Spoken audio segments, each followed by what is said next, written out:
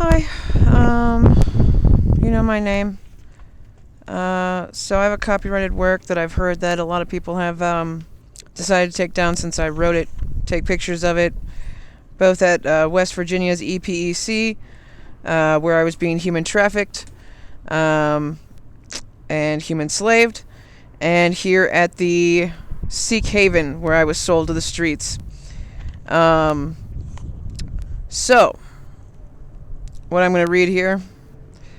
I am walking down the alley in the dark, on my way to the store at about 2 a.m. The darkness is all around me, and yet the faded street lights manage to creep in a bit of shine to light the way. Keeping my eyes mostly down to gauge the uneven terrain, I start to feel an apprehensive tension creep up my lumbar to my neck, reaching slowly to awaken the animalistic awareness in my reptilian-like brain.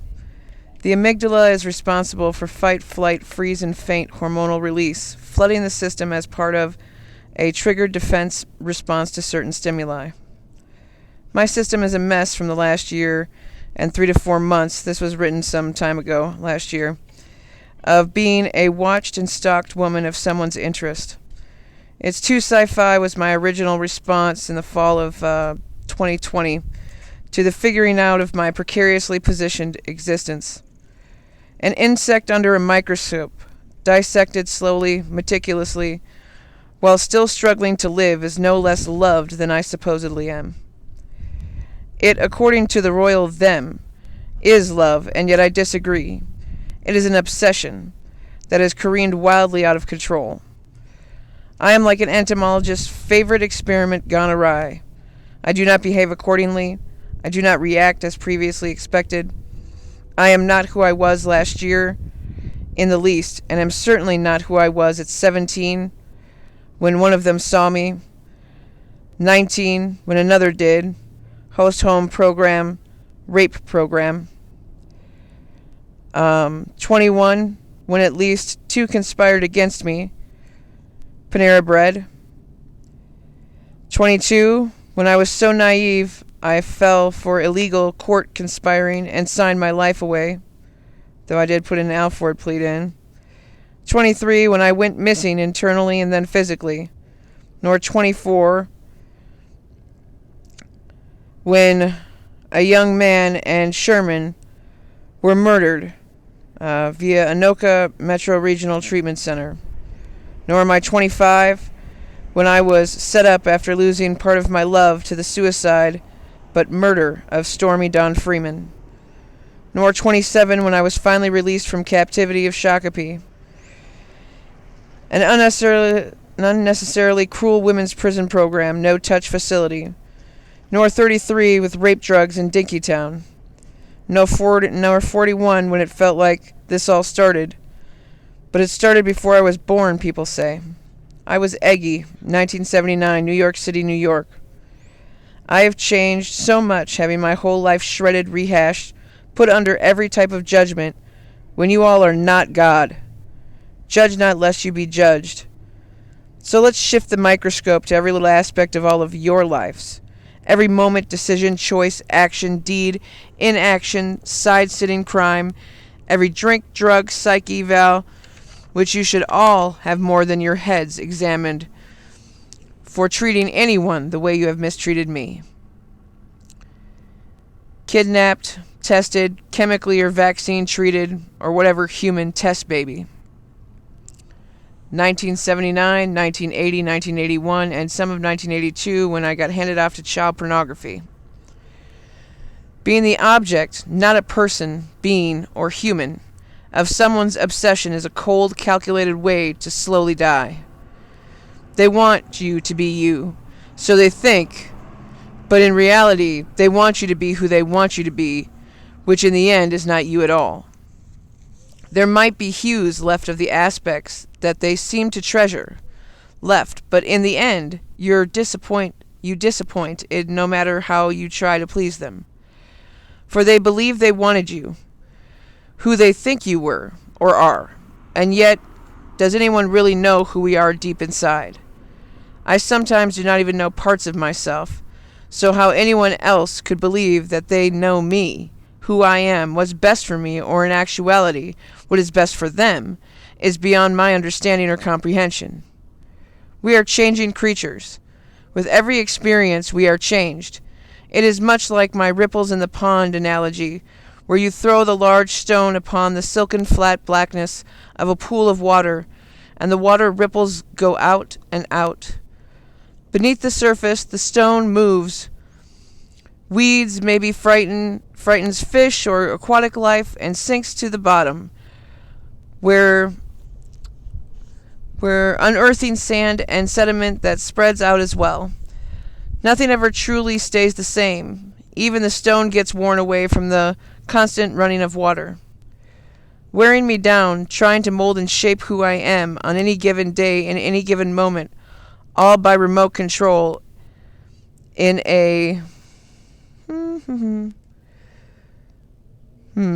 I can't read my own writing sometimes. In a mockery of some psychotic sort of human puppetry, in a game where all the odds are in the favor of the house, which has never been me, is a tyrant's hissy fit, kept calm towards others, a temper tantrum of adult childish proportions that once called upon cannot be even be explained to themselves, let alone others. It cannot be justified, nor can it be quelled without many hands extricating the individuals who have formed this sort of pact against me. Jade Pelton, 2021. Copyrighted. Thank you. Next was a pact I have not earned. Every time someone comes looking for me close enough, they find out that I am Caucasian, not Asian, Middle Eastern, Hispanic, Russian, or Eastern European, Canadian, African, nor African American, or any other race. I am white.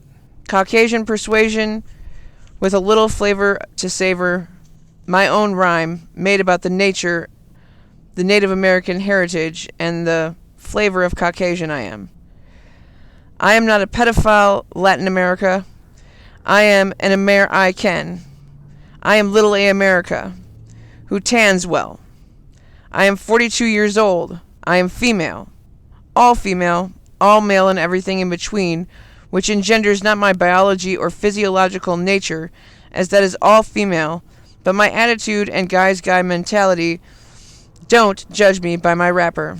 That's with a W. I wear whatever I feel like wearing, whether a black sequin cocktail dress or Dickies in a flannel. I am neither here nor there, neither found nor lost, neither captured nor free, neither broken nor whole, neither happy nor torn, neither shy nor loved.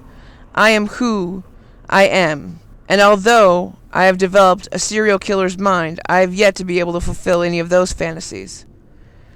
I am a warrior. I am a survivor and thriver. I am all and nothing much. I am in between and I am here.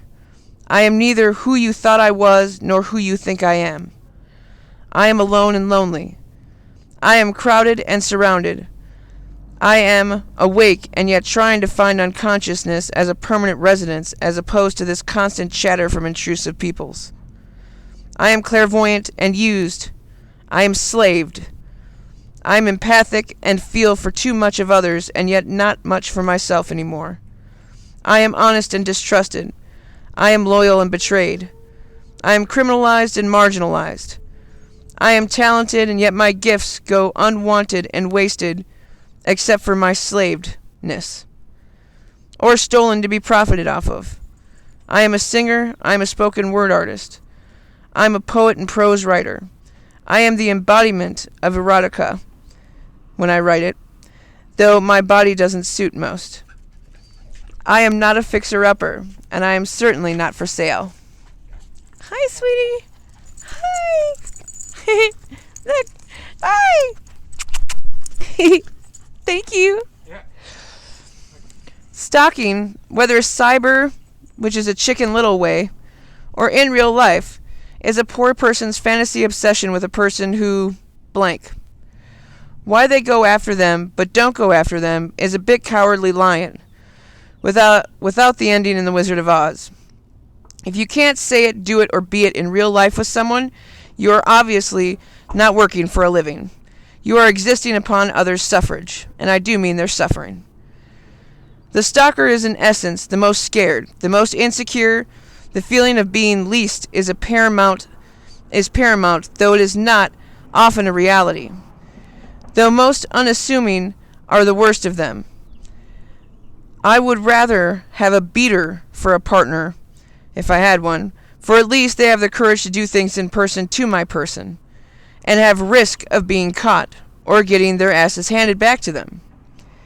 They are parasites upon the living, as many exist in a sort of deadened world of their own creation. They created the situation that they are in, and yet mostly never take responsibility for any of it. Victims of their childhoods, or teen years, or abusive partner, or unmet expectations. The one who gets a B+ kills their teacher for it. Who doesn't momentarily stand out in their career, either on purpose or because they aren't God's gift to whatever profession they pursue or find themselves in. Mostly blameful.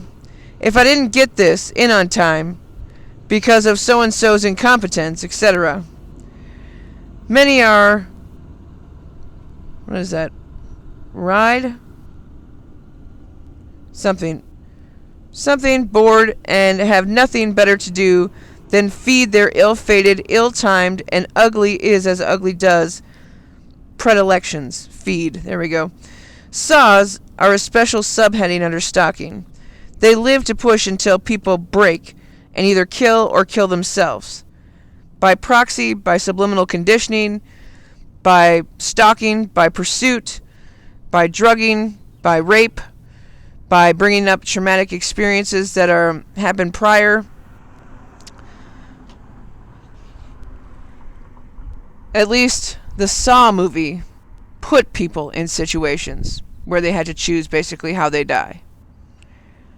The Saws I'm talking about create circumstances where people end up killing themselves or killing other people, which is really not their fault. Most end up suiciding, or are poisoned to death or murdered in a way that is questionable. They go missing. I wouldn't necessarily plan on finding them unless you found clues on their social media about someone they met or someone they talked to or something.